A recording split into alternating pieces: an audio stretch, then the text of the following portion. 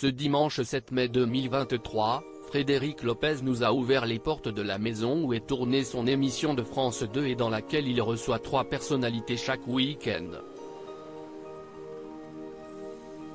Une des bonnes surprises de cette saison télé. Dans la fraîcheur hivernale de février, nous parcourons la petite route qui serpente entre le ciel bleu et les champs gelés de la Seine-et-Marne. La matinée est déjà bien avancée. Depuis 1 heure, nous avons délaissé le tumulte de la capitale. Soudain, un grand portail en fer rouge se dessine au loin, au milieu du bois bordant le chemin. Thierry Colby, le programmateur de Frédéric Lopez depuis plus de 20 ans, nous accueille avec un large sourire à l'entrée de cet ancien corps de ferme. Quelques minutes plus tôt, Horatica, Daniel Auteuil et Cyril Lignac, les 3 invités de ce dimanche 7 mai, arrivés la veille, sont partis tourner une séance de pêche avec l'animateur de 56 ans. Le domaine est silencieux. 2 techniciens prennent un bain de soleil sur un banc, dans la cour. Si est-il le bon moment pour parcourir les lieux? Bottes, fleurs séchées et moulins à café. Les coulisses de un dimanche à la campagne et quel joli tableau. Le jardin de 7 hectares entourant la maison de 300 mètres carrés a été entièrement repensé par un paysagiste. Le patio où Frédéric Lopez accueille ses convives a, lui aussi, été créé spécialement pour l'émission. Il a fallu voir une dizaine de maisons avant de trouver celle-ci, révèlent Antonio Ferreira et Caroline Massardi, les producteurs de Un dimanche à la campagne. La rivière voisine accentue l'aspect bucolique des lieux. Souvent, les invités aiment tellement l'endroit qu'ils veulent le louer pour y revenir un week-end, s'amuse Thierry Colby. Coup de peinture, nouveaux meubles. L'intérieur de la maison a aussi été réaménagé. Séverine Bayrel, scénographe de profession, a demandé l'avis de Frédéric Lopez pour refaire la décoration. Le moulin à café dans la salle à manger ressemble à celui de ma grand-mère. Et comme j'aime les fleurs séchées, il y en a un peu partout dans la maison, détaille l'animateur. Dans les cadres disposés sur la grande étagère du salon, nous retrouvons les photos de ses voyages passés, du temps de rendez-vous en terre inconnue. Dans l'entrée, une paire de bottes est disposée pour donner l'impression que la maison est habitée.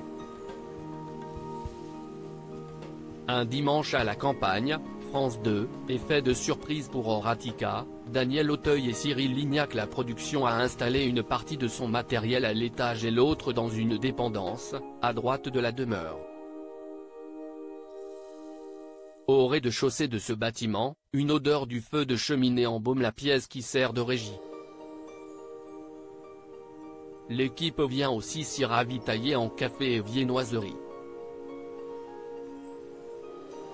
La bâtisse abrite également la grange, nichée sous les combles, et décorée d'objets en lien avec l'enfance des invités, pour les besoins d'une séquence tournée en début d'émission. Les invités justement.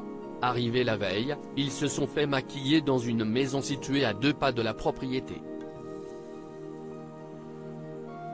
Nous les escortons chacun à leur tour afin qu'ils ne se croisent pas avant le début du tournage, explique Thierry Colby pendant la visite. Ils ne se découvrent qu'une fois dans la barque, comme à l'écran, pour accéder au domaine. Mais une nuit plus tard, ils se sentent déjà comme à la maison. Si est-il du moins l'impression qu'ils donnent lorsque nous les voyons arriver vers midi. L'un après l'autre, ils nous saluent. Frédéric Lopez et Piccolina, sa chienne de 5 ans, ferme la marche. Avec sa bienveillance habituelle, l'animateur nous explique les séquences qu'il reste encore à tourner. Nous allons passer au brunch et revenir sur les succès des invités. Une dernière discussion avant leur départ. Un dimanche à la campagne, Daniel Auteuil a fait semblant de cuisiner devant Cyril Lignac. Très attendu, Cyril Lignac se met directement au fourneau. Daniel Auteuil reste en retrait. Je sais cuisiner, mais pas question de le faire devant un grand cuisinier. Alors, j'ai fait semblant de couper certains aliments, nous expliquera le comédien après coup.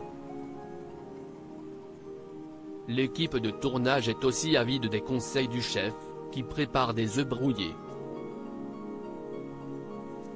Les membres de l'émission finissent souvent les restes, pourvu qu'il y ait encore des oursons en guimauve de Lignac, espère l'un d'eux. Ici, l'ambiance est familiale car tout le monde se connaît depuis des années. La majorité travaillait déjà sur La Parenthèse Inattendue, une précédente émission de Frédéric Lopez, diffusée de 2012 à 2014 sur France 2, note de la rédaction, assure Michael Latour, le coiffeur de l'émission, qui savoure le calme régnant sur le tournage. Ici, il n'y a pas de cris, contrairement aux autres plateaux télé, souligne-t-il. Pendant que les invités s'installent à table, Frédéric Lopez révise une dernière fois ses fiches, entoure des mots importants et barre certains passages. Dernière retouche maquillage, puis, ça tourne. Pendant plus d'un H30, la concentration de l'animateur sur le récit de ses hôtes est totale. Tel un chef d'orchestre, le producteur de Rendez-vous en terre inconnue fait parler ses invités et s'efface pour les laisser briller. Frédéric Lopez se confie sur Daniel Auteuil, « Je sentais qu'il était heureux d'être là, il est déjà plus de 15 heures à l'horloge de la maison. Le tournage touche à sa fin. Frédéric Lopez réunit une dernière fois les personnalités autour du piano trônant dans le salon. Il leur présente la traditionnelle photo de groupe prise lors de la partie de pêche et sur laquelle les invités laissent un mot. Le cliché rejoindra les autres sur les murs de Yume, la société qui produit l'émission. L'animateur est soulagé de voir que Daniel Auteuil, monstre sacré du cinéma français, s'est épanoui dans son émission et qu'il était ravi d'avoir remporté la partie de fléchette improvisée. Je sentais qu'il était heureux d'être là et il me l'a confirmé en partant. Difficile de quitter les lieux. À regret, les hôtes s'installent dans la barque. Garderont-ils contact, comme Jarry et Clara Lauciani ou encore Jeff Panaclock et Salvatore Adamo avant eux? C'est sûr, affirme Cyril Lignac. Ils auront encore 1 heure de route avant de retrouver le brouhaha parisien. Un minimum pour refermer cette parenthèse enchantée. À lire aussi Frédéric Lopez, France 2 nous a commandé de nouveaux numéros de Un dimanche à la campagne.